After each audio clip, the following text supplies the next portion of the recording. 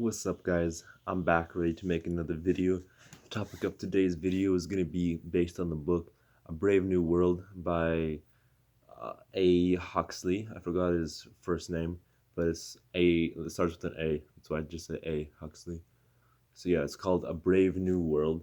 I'm not going to get into too much of the plot. I'm just going to basically give you the context of how that world, which is described in the book, is, how the order of that world works.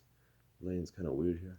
And the reason I'm gonna do that is because I think there's a lot of parallels between that book, that imagined world order, and our actual lives in the matrix that we live in.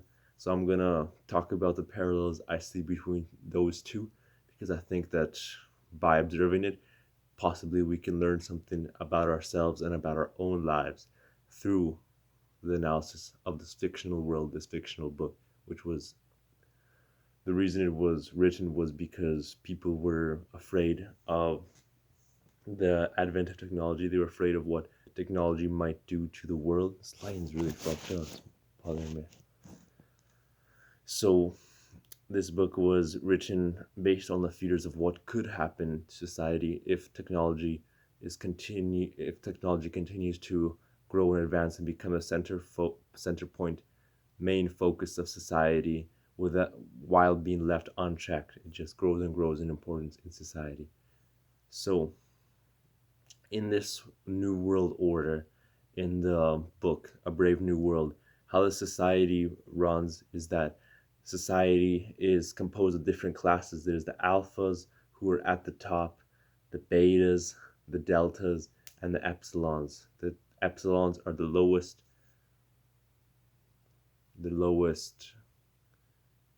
what's the word? They're the lowest sect of society. They're the lowest class citizens. And then above the alphas, there's some other people like the world controllers, basically the leaders of the world. And the reason why the alphas are so superior to the other ones is not just arbitrary. They actually poison the deltas and epsilons into becoming physically weaker and mentally weaker compared to the alphas and betas. The epsilons are dumber and weaker than the deltas. The deltas are dumber and weaker than the betas, and the betas are dumber and weaker than the alphas. The way that they do this is through, well, I have to give you a little bit more context in order to tell you how they do it. There are no parents anymore in this world. Everybody is created through a process called Bokanovsvacation, where they take the embryo and the sperm and they get combined, they duplicate and duplicate until they make like 96 people at a time, and they all grow in test tubes, not in parents. So they don't grow in a mother's womb. They grow up where they are becoming formed in test tubes.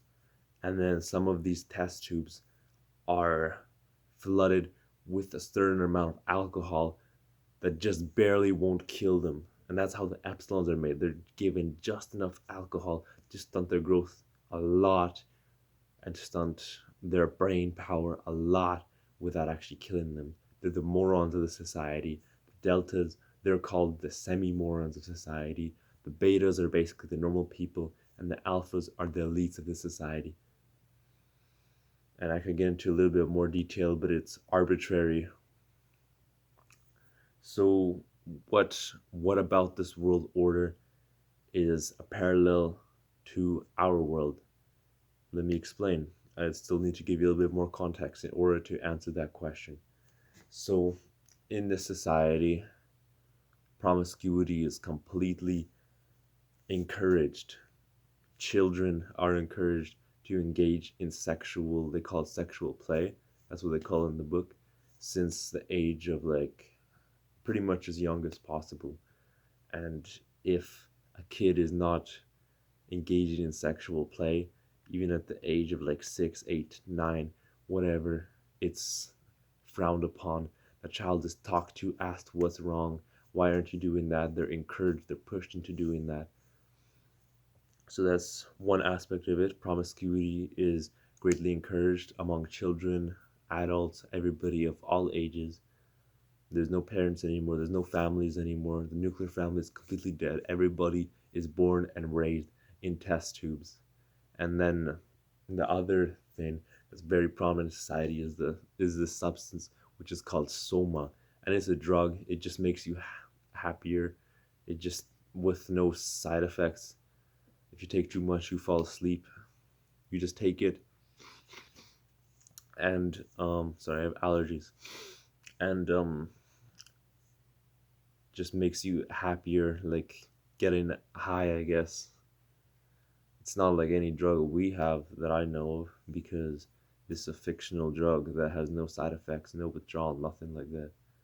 And some people literally just keep taking that shit until they die eventually. Because if you take a whole bunch, month after month after month, which actually happened to one of the characters in the book, eventually their respiratory system seizes up if they do that all the time at large quantities all the time. But for normal people, for the most of the characters in the book, the vast majority of the population, they don't die from it. They just take it a little bit here, a little bit there. They're not like constantly high in this dream world. That only happened to one character who was in a very peculiar situation. They were in such a situation where they didn't have a job or anything like that. They didn't have to work. They were like a special person in society, and they were like, due to their own actions, they physically crippled themselves and made horrible life choices. And then they were an embarrassment of the society. Everybody looked down on them, and they just took soma all the time and got a prescription from the doctor until they died. So, all right, I think that's just about all the context that I needed. Now I can draw the parallels to our society. And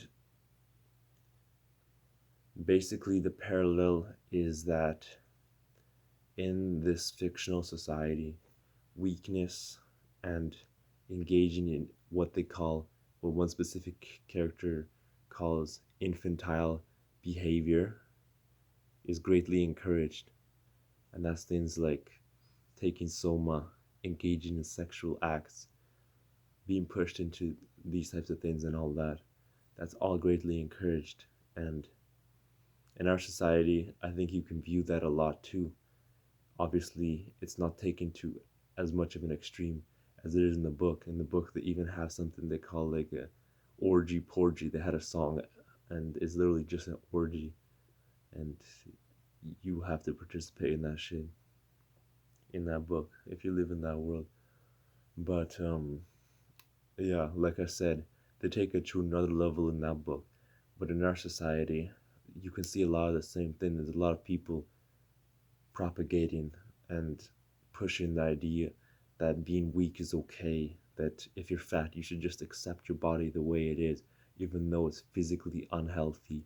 It's going to cause you to die faster, it's going to cause health complications, and this type of thing.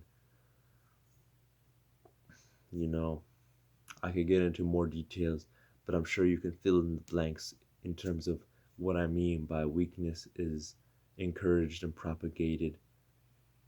Other things where weakness is encouraged is things like drinking, smoking weed, and these types of things. Obviously, everybody knows they're bad for you. Sure, you might say, improvement, smoking weed's not bad for me. I do it and I feel fine. I used to smoke weed all the time too. I'm telling you right now, that absolutely killed my motivation. Now that I quit smoking weed for a long time, I have way more drive to go to the gym, to study, to do all this shit, to get better at my life, to level up in my life. Weed is so bad for you. Like, I smoke it, and then sometimes I get paranoid, and like I just end up just like playing video games and eating junk food and just keeping to myself. Sometimes I just waste time in other ways. Like, you smoke weed, then you eat pizza, play video games, and that feels like a good day to you in the moment. Now to me, now that I'm sober, that is not a good day to me. Like, that's the type of day where I didn't get a step closer to my goals. I didn't help anybody around me. I was just being selfish if I have a day like that now. When it's okay to be selfish once in a while, because you can't be on go mode all the time. But most of the time, yes, I am on go mode, and I'm proud of that. I'm happy about that because I'm on go mode, and I'm happy about it because I'm making progress on my goals. I get that dopamine rush from making progress towards my goals. I'm a soccer player. Every time I improve in soccer, every time I get to another level where I'm scoring more and more goals, it makes me happier. Every time I'm a student too, I go to university. Every time I finish another course, every time I study, every time I feel ready, I prepare for a test and I feel ready for a test, I feel happy because it helps me it helps me get closer to achieving my goals. That's what a good day is for me. And I feel satisfied and content doing that. I don't need to smoke weed. I don't need alcohol. I don't need any of that shit, which just slows you down. Weed is bad for your testosterone. Alcohol is bad for your testosterone.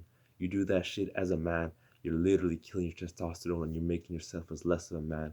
And you're also escaping reality for a short amount of time because you're taking substances to make yourself feel better. Well, guess what? In reality, you're supposed to feel bad sometimes. That's what's supposed to push you to improving your life and making your life situation better. So, to bring some closure on the topic of this book, A Brave New World, what they call infantile behavior is also infantile behavior for us. Escaping into your vices, into sex, chasing girls, all this type of thing. That's basically giving your body, and by your body, I'm talking about your bodily urges, your sex drive, your hunger drive, all that type of thing, all your physical sensations. If you're given those the power to make your decisions for you, if you're thinking with your little head, not your big head, then you're thinking like an infant because that's how an infant does. That's how an infant does things. Their mind isn't fully formed. They don't have that prefrontal cortex that we do. That's the part of your brain that makes decisions for you. An infant is like an animal. There's a difference between animals and humans. It's the reason why humans are at the top of the food chain. That's because we're able to delay gratification and we can think smarter. We don't just think about this moment now, we also think about tomorrow. So we can take better decisions. We have instincts which tell us we should do this or we should do that. And yes, you should listen to your body and take into account what it says. But at the end of the day, you should be making the rational decisions for yourself as the types of decisions that will make your life better in the long run. The difference between humans and animals is that we can actually say no to our instincts, to our base animalistic desires, and we can delay that instant gratification and do something which will give us delayed gratification instead. We don't have to eat pizza, we can eat a healthy meal and then you get a better body in the future. You know what I mean? It makes you better when you make decisions that improve your life. So that's why I say don't behave like an infant. Don't do infantile behavior. Behavior that makes you a man. Alright. That's all I want to say in this video. If you like the video, leave a like, subscribe, and peace.